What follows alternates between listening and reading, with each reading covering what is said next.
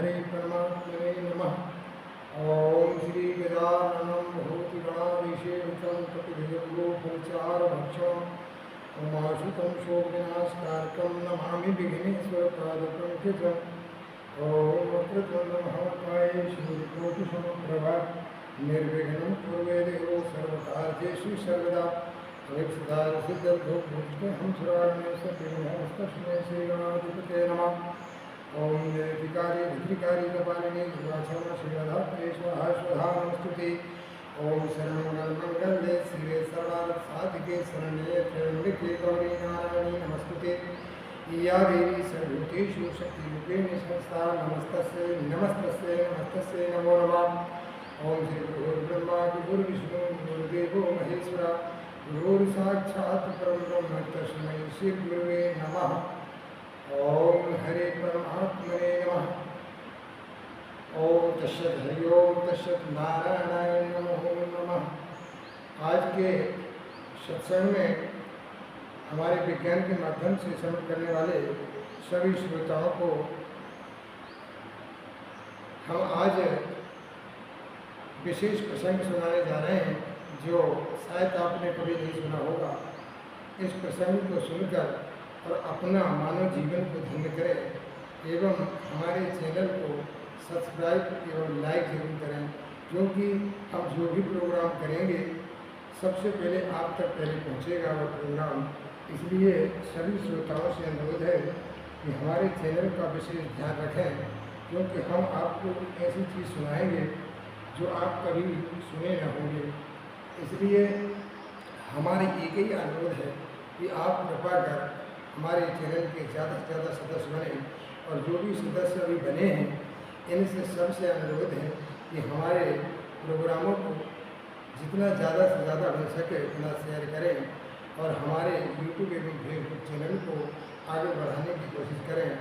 और इसी के साथ हम आपको आगे ये श्रवण कराने जा रहे हैं जो हमारे आदि गुरु शंकराचार्य स्वामी ने ये धर्म क्या है और संन्यास क्या है, भक्ति क्या है, इसके बारे में जो बताया है वो हम आपको सुनाने जा रहे हैं। कृपया कर इसके ध्यानपूर्वक श्रवण करें और अपना मानव जीवन को धन्य करें।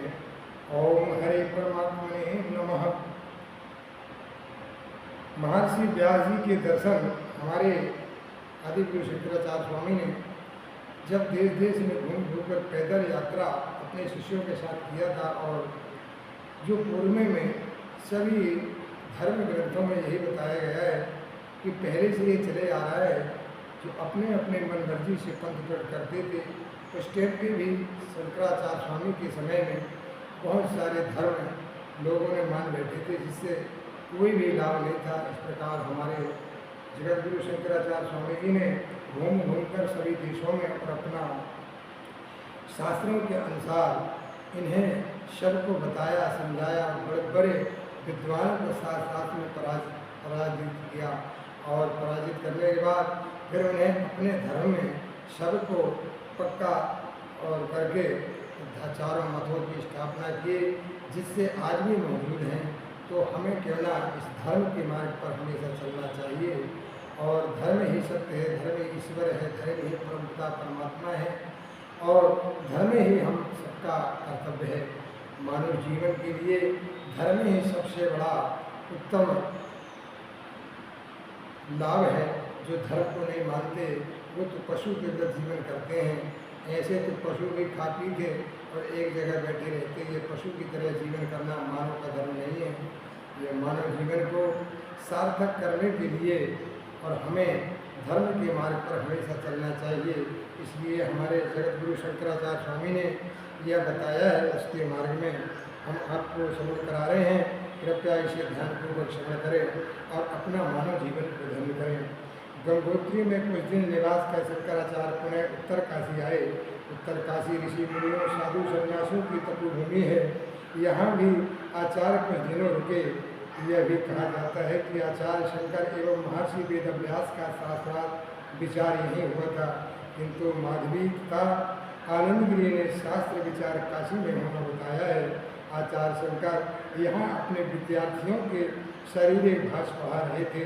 तथा शिष्यों को शंकाओं का समाधान करते थे। एक दिन एक वयोवृद्ध ब्राह्मण शंकर के पास आकर पूछने लगा कि तुम कौन हो और क्या पढ़ा रहे हो।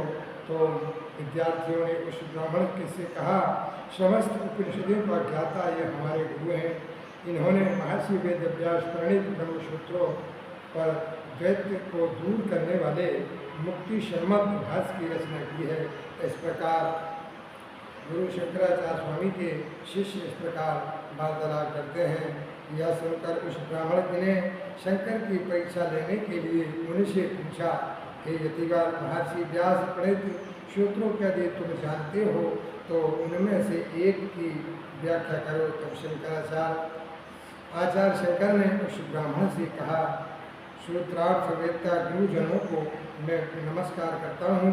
मैं सूत्रों के अर्थ जानने का अहंकार नहीं करता, फिर भी पूछने पर और यथामति उसका उत्तर दूंगा। इस प्रकार उस ब्राह्मण ने यतिवर शंकर से ब्रह्मसूत्र की प्रति अध्याय के प्रथम सूत्र के विषय में पूछा, जिसमें कहा गया है कि युक्त देह के बाद देहांतर की प्राप्ति के समय यह जीवात्मा शरीर के बीज रूप और सूक्ष्म तत्वों से युक्त हुआ जाता है। यह बात प्रश्न और उसके उत्तर में प्रसिद्ध है। यदि तुम इसका कुछ भी अर्थ जानते हो तो कहो। शंकर ने उत्तर में कहा, इंद्रियों के अवसन्न होने पर अर्थात शरीर का भोग समाप्त होने पर मरण समय अन्य शरीर की प्राप्ति के लिए जीव 5 भूतों के सूक्ष्म अवयवों से संयुक्त होकर जाता है। इस विषय का स्पष्ट निरूपण तरणित श्रुति गौतम और जेवालिक के प्रश्नोत्तर द्वारा किया गया है।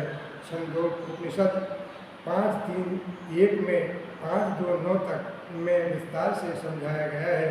इसमें कहा गया है कि 5वीं आहुति में जल को पुरुष क्यों कहते हैं। इसका उत्तर है कि आकाश, परिजन्य पृथ्वी, पुरुष तथा स्त्री सभी 5 आहुतियों में और क्रमश श्रद्धा, सोम, वृष्टि तथा वीर रूपी 5 आहुतियाँ दी जाती हैं। इस प्रकार सब भूतों में जल का प्राधान्य होने से पुरुष को और आप्त जल कहा गया है। इन सूक्ष्म तत्वों में मुख्य जल तत्व को बताया गया है, जिसकी 5वीं आहुति में वह पुरुष तत्व हो जाता है। छंदोग उपनिषद में कहा, इसका विस्तार से वर्णन है। राजा प्रवाहन ने ऋषि कुमार श्वेत केतु तथा उसके पिता के समझाई थी। राजा ने कहा कि धोलोक रूप अग्नि में श्रद्धा शंकर की महत्व आहुति देने से भीम सोम की उत्पत्ति होती है। फिर सोम की आहुति मेघ रूपी अग्नि में देने से वर्षा की उत्पत्ति होती है। तीसरी आहुति पृथ्वी रूप अग्नि में वर्षा की आहुति देने से अन्न की उत्पत्ति होती है। चौथी आहुति में पुरुष रूप अग्नि में अन्न की आहुति दी जाती है, जिससे वीर की उत्पत्ति होती है। तथा 5वीं आहुति में स्त्री रूप अग्नि के वीर को आहुति दी जाती है, जिससे गर्भ की उत्पत्ति होकर पुरुष की उत्पत्ति होती है। इस प्रकार 5वीं आहुति अर्थात 5वीं प्रक्रिया से गुजरकर जल ही पुरुष बन जाता है। इससे सिद्ध होता है कि समस्त तत्वों का समुदाय बीज रूप में जल में निहित है, जिससे सूक्ष्म शरीर रहित वीर में स्थित जीवात्मा कहा गया है।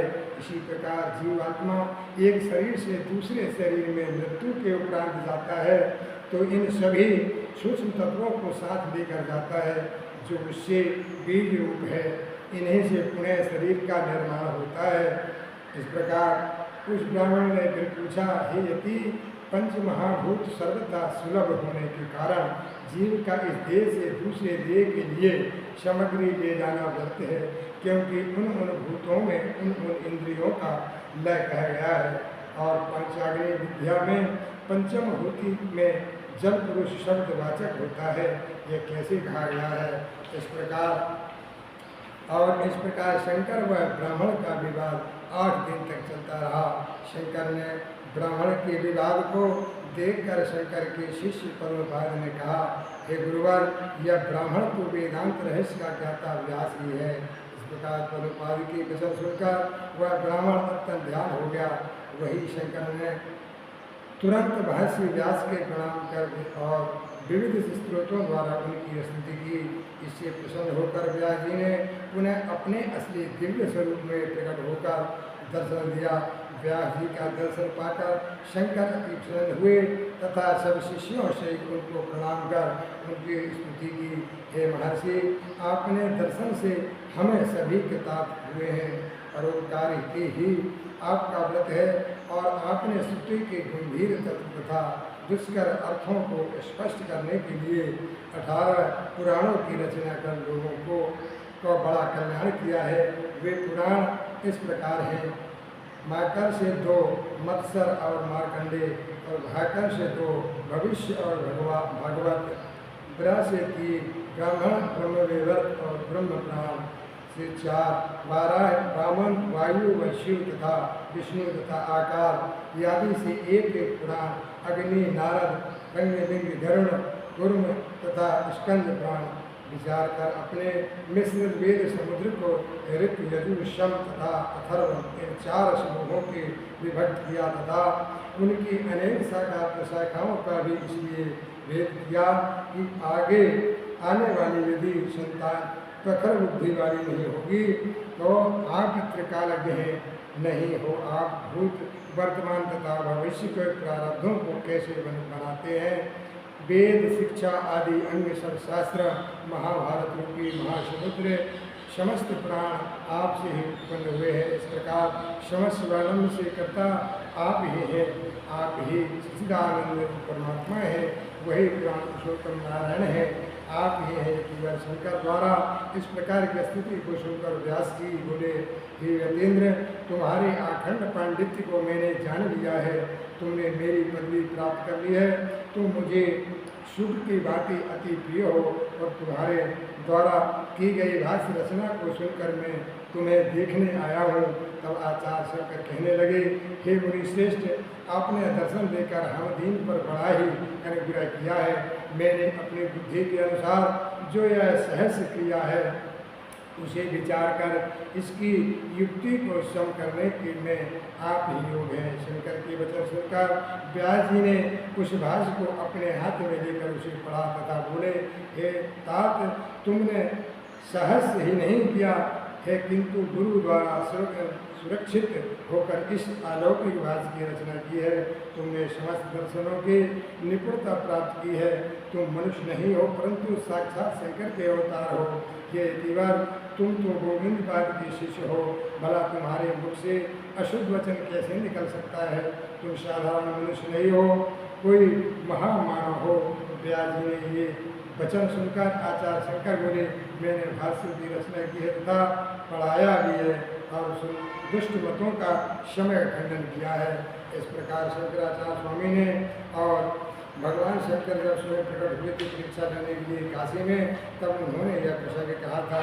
इसी के को देखते हुए हमें इसे शास्त्रों के मार्ग पर चलना चाहिए, क्योंकि ये शास्त्र हमें एक निर्देश देते हैं। इस निर्देश के अनुसार हम अगर चलते हैं तो इससे हमारा कल्याण होगा, अर्थात अनित्य नहीं होगा। इस प्रकार के सभी वचनों को सुनकर और शंकर भाष्य में यह बताया है। और दूसरा यह भी बताया है, किसी जैसे कि मान लीजिए गृहस्थ जीवन में भी बताया है कि गृहस्थ जीवन में कैसा रहना चाहिए, पत्नी कैसा होना चाहिए। दुर्गा सप्तशती ने बताया है कि पत्नी मनोरमा देहि मनोवृत्तार सारिणी तारिणी दुर्गा संसार सागर से कुलभवाम। पत्नी तो हो पर मनोरमा देहि मनोवृत्तार सारिणी तारिणी दुर्गा संसार सागर से कुलभवाम। हे वेदव्यास जी ने कहा कि भाई पत्नी तो हो पर मनोरमा हो, मनोवृत्तार सारिणी हो, कि हमारा जैसे मानव जीवन का जो लक्ष्य है यह पूर्ण होने के बाद और भगवान की ओर जाने के लिए जो पत्नी धन्य है, जो परमात्मा की ओर पहुँचाती हैं, वो एक प्रकार से पूरा कल्याण हो जाता है। आजकल तो देखते हैं पत्नी कहाँ रहेंगे, तो औरत हैं जो मन में उठता है वही करती हैं। पत्नी वह धन्य है जो भगवान के सत्य मार्ग पर अपने पति को चलाए और अपने कुल को तार दे, वो पत्नी धन्य है। और इस प्रकार के सभी मानव जीवन को इस प्रकार कृतार्थ करने के लिए सभी को रखना चाहिए। और दूसरा है, किसी में अपने भारी कर्ज चढ़ गया हो तो भी इस मंत्र है कि 10 पुत्रों समा कन्या 10 कन्या समा तरु। इस सुबह सुबह ब्रह्म मुहूर्त में स्नान कर कर और यह मंत्र को हमेशा जाप करें। मेरे प्यारे श्रोताओं, ये बहुत ही तेजस्वी मंत्र है, इसमें बहुत तेजस्वी मंत्र है। इसे एक बार अपने आजमाइश करके देखें। जिसके ऊपर कर्ज चढ़ गया हो, कर्ज से मुक्ति न पाता दिखता हो और सारे रास्ता बन गए हों, तो बंद होने के बाद इस मंत्र को सुबह शाम इसका स्मरण कर सोने से पहले और जागने के उपरांत इस मंत्र का डेली जाप करने से सभी कर्ज से मुक्ति पा सकते हैं। इसमें शास्त्रों में अनुमान पक्का है। इसमें हमारे शास्त्रों में बताया गया है कि 10 पुत्रों समा कन्या 10 कन्या समा तरु। ऐसा बताया गया है, जिस घर में एक कन्या हो 10 पुत्र के बराबर होती है। 10 पुत्रों समा कन्या 10 कन्या समा तरु। इस प्रकार यह मंत्र को बोलकर और अपना मानव जीवन को धन्य करें। एक बार इसको आजमाइश करके देखें। अगर आप मुक्ति पा सकते हैं तो कितनी अच्छी बात है। इस प्रकार हमारे शास्त्रों में जो खास खास चीज़ें हैं, हम आप तक पहुंचाने की हमेशा प्रयास करेंगे। कृपया कर हमारे चैनल को सब्सक्राइब करें और फॉलो करें और ज़्यादा से ज़्यादा बन सके इसको शेयर करें, जिससे और भी जो मानव जीवन अपना लक्ष्य है उसे यह समझ कर और अपना धन्य करें। इसमें हमारा आपका कोई नुकसान तो नहीं है, आपका तो फायदा ही है। हम जितना कोशिश हमसे हमारे गुरु भगवान ने जो प्रसाद दिया है वो प्रसाद आप तक पहुंचाने के लिए हम प्रयास करते हैं। अब आगे मानना या ना मानना आपका काम है और इस मार्ग को सतमार्ग जो है इसे बताना हमारा काम है। इस प्रकार हम अपनी वाणी को अब आगे के लिए विराम देते हैं। बाकी सत्संग कल। ओम तत्सत हरि ओम तत्सत नारायणाय नमो नमः।